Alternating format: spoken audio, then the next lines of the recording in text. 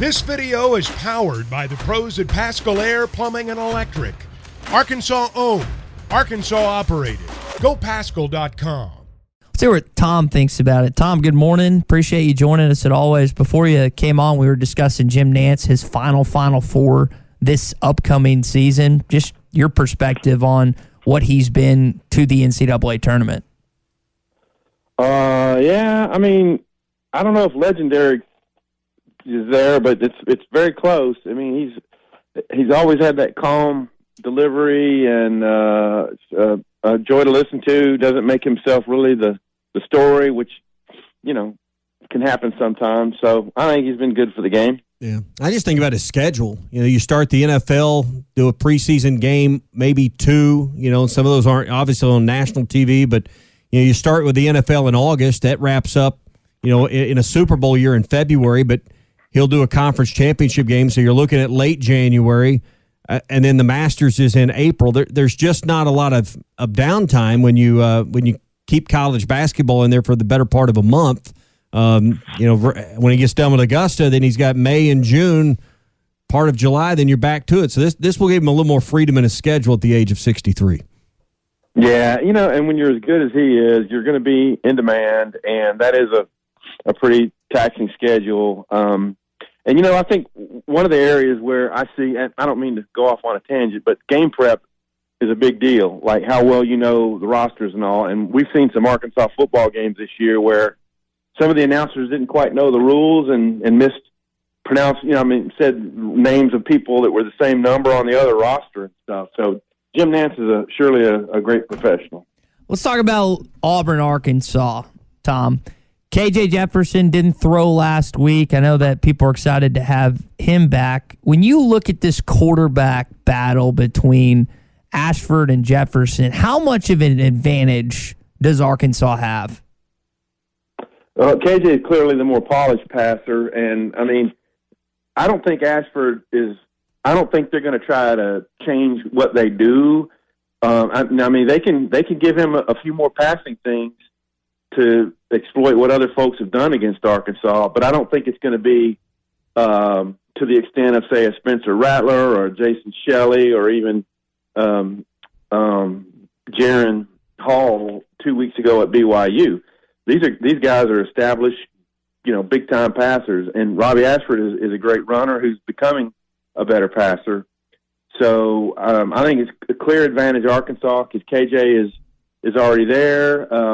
If there's one facet of the offense that has struggled this year, well, there's a couple. Red zone's been one, and one of the reasons they've struggled in the red zone is the ball security. And KJ and Rocket Sanders, your two most primary ball handlers, are the guys who've had that. And so I dare say if they only had a couple of fumbles instead of the handful, they would have beaten A&M, and they would have handled Missouri State a little better. So I don't know. Clear advantage to Arkansas in this one at quarterback. Tank Bigsby abused you last time you played in Jordan-Hare Stadium. How key is it, Tom, for Arkansas's defense to stall him early to kind of put a lot of pressure on Ashford in this game? Yeah, that's going to be a big part of the game plan is to making sure Bigsby doesn't run all over him. And the thing is getting a guy to hit him. This is what Sam Pittman talked about yesterday. Getting contact on him before he can get momentum. He's been a tackle breaker against Arkansas. If there was one big takeaway from the game 2 years ago, kind of in the rainy, wet conditions, was Bigsby was running through arm tackles. I don't know how many it was, but it was a lot. And he was a freshman back then, and they know he's such a big plank in their game plan.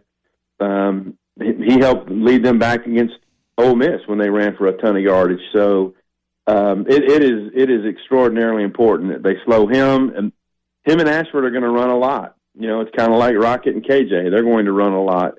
And if Arkansas can contain him some, get them in third and mediums, third and longs, and make Ashford have to throw it or scramble for it, they'll be a lot better off.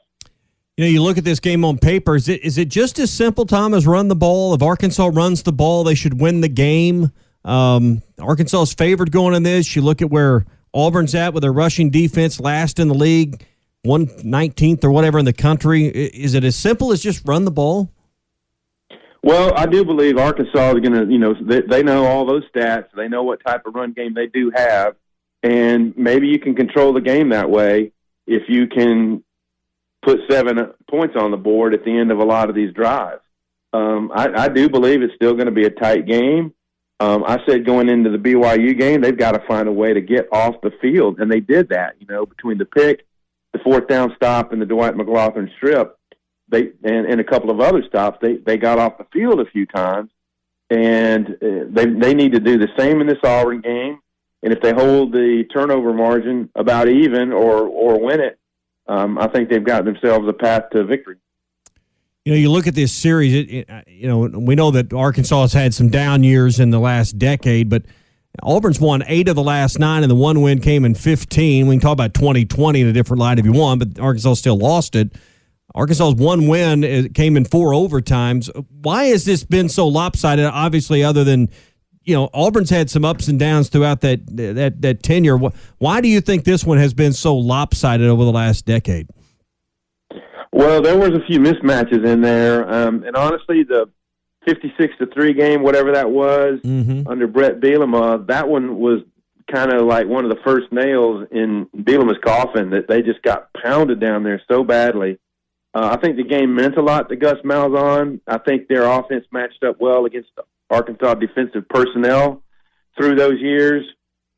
The Chad Morris years were pretty handy victories. I mean, they played them relatively close down there, and I guess it was 2018.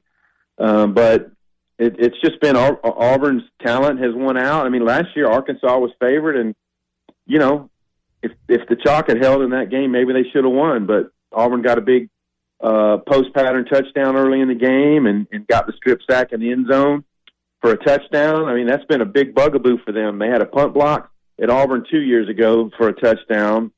They had the strip sack in the end zone last year for a touchdown. So Arkansas's got to keep from hurting itself. And honestly, Jashad Stewart should have had one of the biggest plays of his career when he tackled Jarquez Hunter behind the line, and I don't know why they ruled. I mean, he grabbed and started to tackle him, and the ball came out. And for some reason, he was ruled in the grasp. So, they need to catch a break from the officiating as well. Let's talk about that for a sec. 2010, Tremaine Thomas, he punches the ball out before the goal line.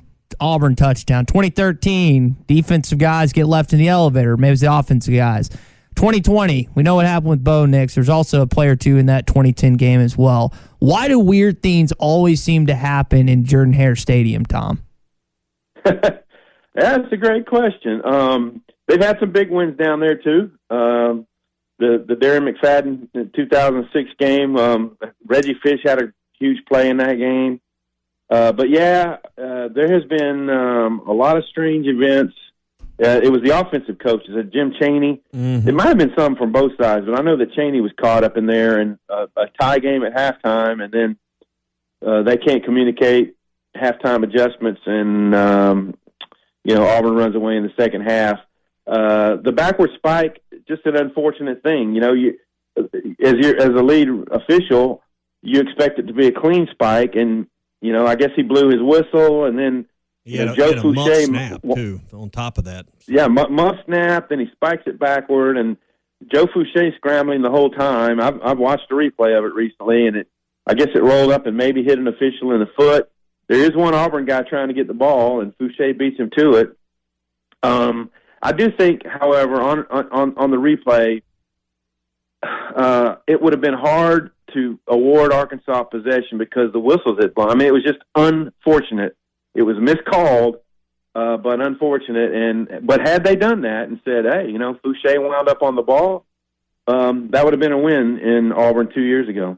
You spoke to special teams a short while ago. I know they're going to be big if this is a tight one this Saturday. I think a lot of people expected Isaiah Satania to contribute. I think he got in a little bit during this last game against BYU. He's been dealing with an ankle injury. Tom, do you think they should redshirt Satania? I think you asked that question to Coach yesterday. Well, that came from someone else, but I think they'd like to because they want to get some productive years out of him when he's like a mainstay in the rotation. But I think the game plan would be to play him in only 2 of the remaining 5 games. If he's ready to go, if he can contribute, play him in 2 and then hold him out for a bowl game. And so that's kind of a nice enticement for the freshman. We're going to play you in 3 games during the year, and then you get to play in the bowl game, and it's, free play time, and you still keep your red shirt. And I think that would be the ideal scenario for him. Tom, what would be the bigger deal for this team this year? Winning going into the bye, which they've done, or winning coming off of the bye on the road at Auburn? Well, they're both big. I mean, if you lose this game, you're in last solo in the SEC West. And, yeah, it's a very, very tough division. If you don't show up week to week, you lose the game. I do think it's a relatively good matchup for Arkansas. And if it was at home, I'd consider them to be a pretty handy favorite. As it is, they're a small favorite down there. I don't think Auburn's given up the rope. The way they fought back against Ole Miss was something. You hear from the quotes on the players, there's a large percentage of guys who, back Brian Harsin, and even though the writing appears to be on the wall, I think that the thing I would question would be if you get behind and the fans maybe turn a little bit and they boo or whatever, then how much do they hold the rope in game on that? So I don't know if we'll see that scenario, but it's a possibility. But I do think it's huge for Arkansas to win this game. I hark back to they lost an A&M game they should have won, so they should be 2-2. Can't change that, but if they can win this one and beat the other West teams that are coming up on their schedule, LSU and Ole Miss, they have a chance to finish pretty strong. And a chance with the win in the next couple of weeks to claim bowl eligibility in front of your fans in a non-conference game. This feels like a game that, not necessarily you have to win to get bowl eligible, but if you want to make any kind of run at all towards being back in Florida or something around New Year's Day, this is a game you got to win. Yeah, that's a great point, Tommy, and I think you're right. If you fall to 4 losses in conference, last in the division, it's a long way back. I mean, and you look at these teams Arkansas is about to play. It's going to take nice, strong efforts, against LSU and Ole Miss, and quite frankly, Liberty has an open date this week, and they're playing great ball. I mean, you look at their scores; they barely beat Gardner-Webb, so you think, wow, what's wrong with them? But their only loss was by a point to Wake Forest, which is playing great football this year. They clobbered BYU last week. That game against Liberty for homecoming next week, that's going to be a tough game. So I think every game on the schedule is winnable and losable the rest of the way. Football is back, and BetOnline remains your number one source for all your football betting needs this season. You'll find the latest odds, matchup info, player news, and game trends. And as your continued source for all sports wagering info, BetOnline features live betting, free contests, live scores, and giveaways all season long. Always the fastest and easiest way to bet on all your favorite sports and events like MLB, MMA, tennis, boxing, and even golf. Head to betonline.ag to join and receive your 100% welcome bonus with your first deposit. Make sure to use the promo code BELIEVE to receive your rewards. That's BLEAV. Bet online, where the game starts.